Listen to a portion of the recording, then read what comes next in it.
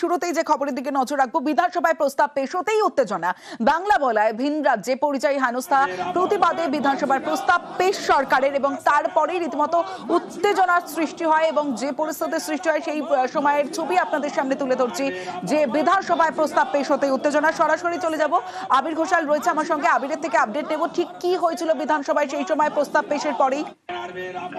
দেখো, তুমি জানো যে গত কয়েক মাস ধরে তৃণমূল কংগ্রেসের তরফ থেকে লাগাতার অভিযোগ করে বলা হচ্ছে যে ভিন রাজ্যে কাজ করতে গিয়ে এই রাজ্যের বাসিন্দারা আক্রান্ত হচ্ছেন এবং তাদের একটা বড় অংশই হচ্ছে বাংলা ভাষায় কথা বলার জন্য আক্রান্ত।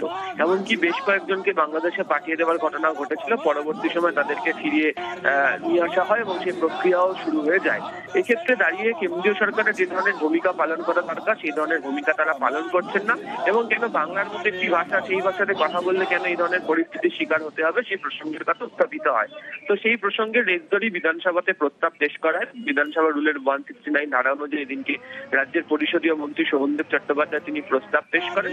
শাসক বিরোধী উভয় পক্ষেই যারা বিধায়করা রয়েছেন তারা এই আলোচনা সভাতে অংশগ্রহণ করেন, কিন্তু প্রত্যেকটা ক্ষেত্রেই বিভিন্ন পরিসংখ্যান বা তথ্যের ভিত্তিতে দেখতে পাওয়া গিয়েছে যে একে অপরের বিরুদ্ধে জমে তোপ দেখেছেন, তা ঘিরেই উত্তেজনা বজায় থাকে এবং বিশেষ করে হচ্ছে কেন এই রাজ্য ছেড়ে কাজ করতে বাইরে লোকে যাচ্ছেন এই প্রসঙ্গ নিয়ে বারবার ধরে সরব হতে দেখতে পাওয়া যায় বিজেপিকে। পাল্টা কাজ করতে যাওয়া ভারতের মধ্যে কোথাও কোনো অপরাধ নয়, যারা এখানে কাজ করতে গিয়েছেন তারা প্রত্যেকেই ভারতীয় নাগরিক, তারপরেও কেন তাদেরকে এই অত্যাচারের সম্মুখীন হতে হচ্ছে সেই প্রসঙ্গের কথা বারবার ধরে উত্থাপন করে তৃণমূল কংগ্রেস যারা বিধায়করা রয়েছেন শাসক দলের তারা।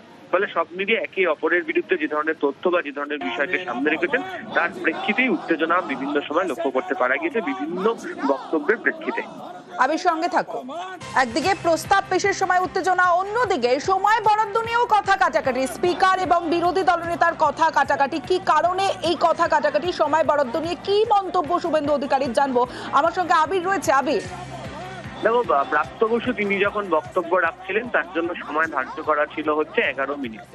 যদিও সেই সময় পেরিয়ে যাওয়ার পরও তিনি বক্তব্য রাখছিলেন এবং এক্ষেত্রে বিধানসভার অধ্যক্ষ তিনি জানান যে তৃণমূল কংগ্রেসেরই বা সরকার পক্ষেরই অপর একজন বিধায়ক তার যে বক্তব্যের যে সময়সীমা 8 মিনিট সেখান থেকে কেটে তাকে 4 মিনিট দেওয়া হচ্ছে এবং তার এই বক্তব্য রাখার সময়ই হচ্ছে বিরোধী দলনেতা তিনি স্পিকারের দৃষ্টি আকর্ষণ করার চেষ্টা করেন এবং তিনি সেখানে বলেন যে যারা শাসক দলের যারা বিধায়করা রয়েছেন তারা বক্তব্য রাখলেই তাদেরকে থামানো হয় না, তাদের জন্য সময় বৃদ্ধি করে দেওয়া হয়, কিন্তু যখন বিরোধী পক্ষের যারা রয়েছেন বিধায়করা তারা বক্তব্য রাখলে তাদের সময় কাটছাট করা হয়, এমনকি তাদেরকে বলতে দেওয়া হয় না। এই প্রসঙ্গ নিয়ে তর্কাতর্কি চলতে থাকে, যদিও বিরোধী দলনেতাকে উদ্দেশ্য করে স্পিকার তার চেয়ার থেকে বলেন যে হাউসটা তিনি জানান, অধিবেশন কি চলবে, কি নিয়ম রয়েছে রুল বুক অনুযায়ী তিনি জানেন, ফলে অযথা এই বিষয় নিয়ে কোনো টিপ্পণী না কাটলেই ভালো হয়। প্রসঙ্গটি তারপর সেখানে থেমে যায়। সঙ্গে থাকো আবির। অন্যদিকে আজ সকালে যে গতকাল যে ঘটনা ঘটেছিল, যে সেনার তরফে মঞ্চ খোলা নিয়ে সরব হয়েছিলেন, সুর সপ্তমী চড়িয়েছিলেন তৃণমূল সুপ্রিমো মমতা বন্দ্যোপাধ্যায়, আজ সেই সেনার মঞ্চ খোলা নিয়েও তপ্ত হয় বিধানসভা। কি হয়েছিল, কেন এই তপ্ত হয় বিধানসভা জানবো। আবির ঘোষাল রয়েছে আমার সঙ্গে। আবির, দেখো, ব্রাত্য বসু তার বক্তব্যের একটি জায়গাতে 1971-এর 25শে মার্চের প্রসঙ্গের কথা তোলেন এবং সেখানে ঢাকা শহরে মধ্যে পাকিস্তান আর্মি টিক্কা খানের নির্দেশে যে গুলি চালিয়েছিল জগন্নাথ হয় ঢাকা ইউনিভার্সিটি সেই প্রসঙ্গের কথা তিনি তার এখানে তুলে ধরেন।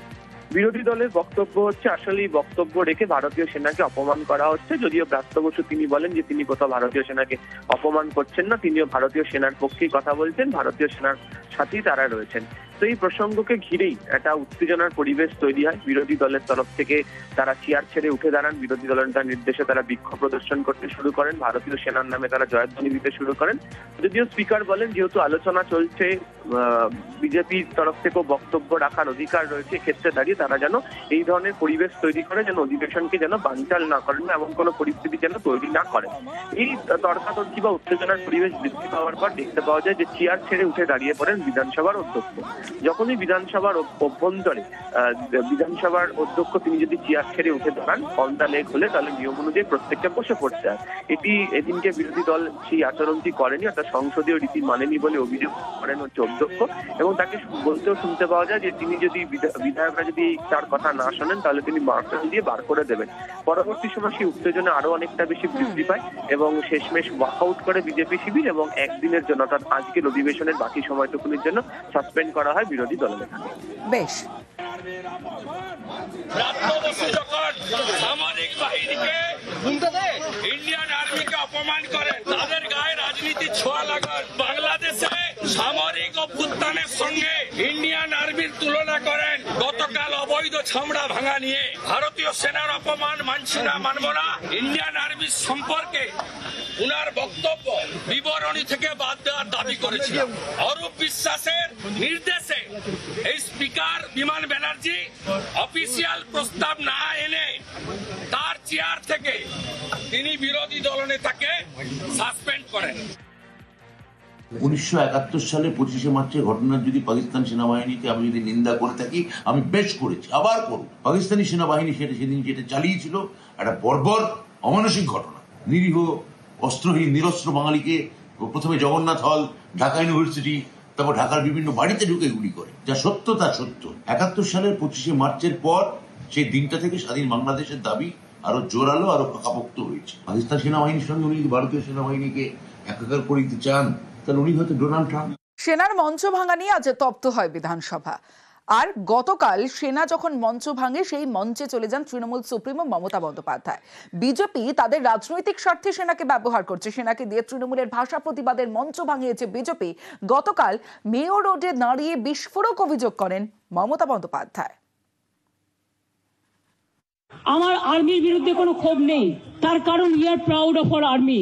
কিন্তু আর্মিকে যখন বিজেপির কথাই চলতে হয়, তখন দেশটা কোথায় যায় সেটা নিয়ে সন্দেহ জাগে। বাংলার মানুষ আরো বেশি করে বাংলায় কথা বলুন। আমরাও দেখতে চাই কোথায় যায় এই ভাষা সন্ত্রাস, কোথায় গিয়ে পৌঁছায়।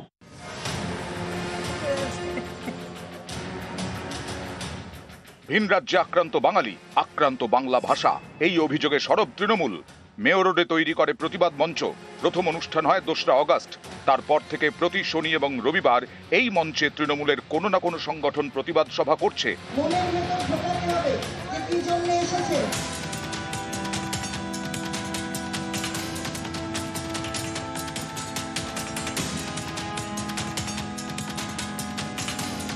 সোমবার এই মঞ্চ খুলতে যান সেনা জওয়ানরা।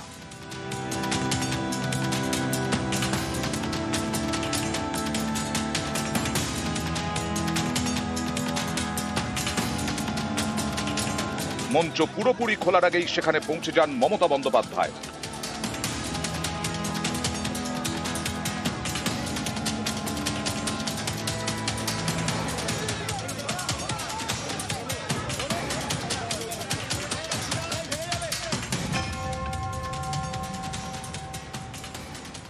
They misuse army because of their political vendetta and political purpose.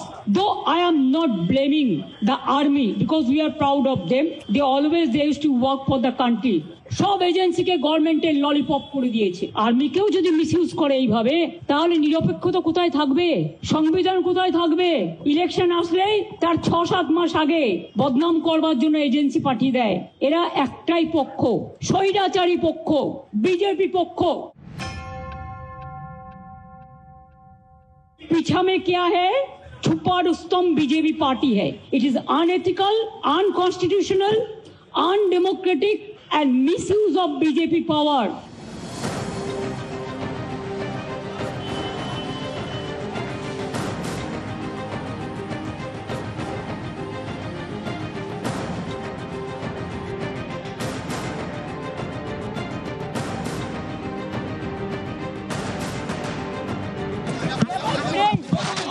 Why they are running away?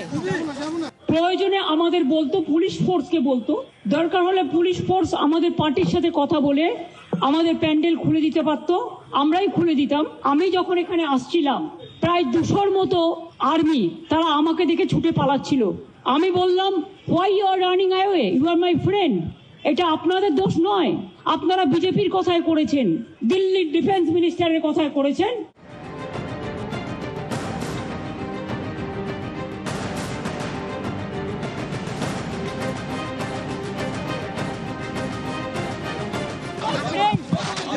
Why they are running away?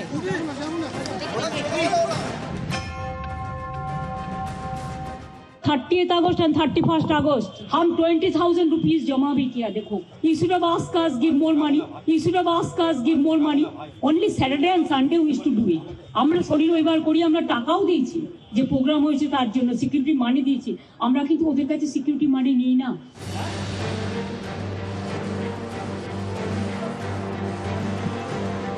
সেনাবাহিনীর তরফে বিবৃতি দিয়ে দাবি করা হয়েছে, সুপ্রিম কোর্টের নির্দেশ মতো ময়দান চত্বরে 2 দিনের জন্য অনুষ্ঠানের অনুমতি দিতে পারে স্থানীয় সেনা কর্তৃপক্ষ। 3 দিনের বেশি কোনো অনুষ্ঠান করতে হলে প্রতিরক্ষা মন্ত্রক থেকে অনুমতি নিতে হয়। 2 দিনের অনুমতি দেওয়া হয়েছিল। প্রায় 1 মাস ধরে মঞ্চ বাঁধা রয়েছে। অস্থায়ী কাঠামো খুলতে একাধিকবার বলা হয়েছে, তারপরেও খোলা হয়নি। কলকাতা পুলিশকে জানিয়ে কাঠামো খোলা হচ্ছিল। মেয়র রোড থেকে মঞ্চ খোলার প্রতিবাদে মঙ্গলবার জেলায় জেলায় প্রতিবাদ কর্মসূচি করবে তৃণমূল। বিজেপির পারমিশন নিয়ে আর মোদির পারমিশন নিয়ে আমি কর্মসূচি করব না। আমার অনেক জায়গা আছে কর্মসূচি করবার, ওদের বরঞ্চ আমাদের জায়গায় করতে হবে।